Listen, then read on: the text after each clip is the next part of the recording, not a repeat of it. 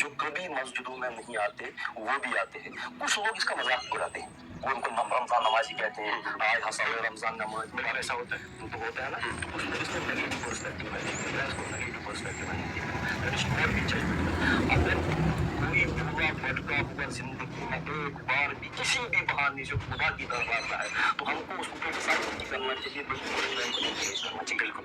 تو ہمیں یہ نہیں کہنا چاہیے کہ اس رمضان میں ہوئے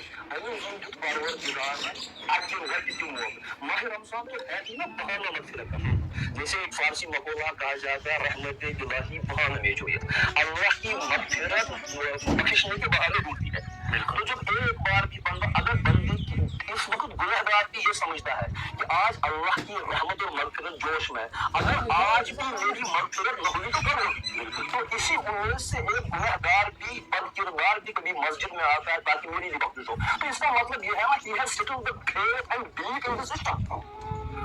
اس کا یقین چاہے وہ کتنا ہی گیا گزرا کیوں نہ, لیکن اس کا اب بھی اللہ کی بخشش پر یقین ہے.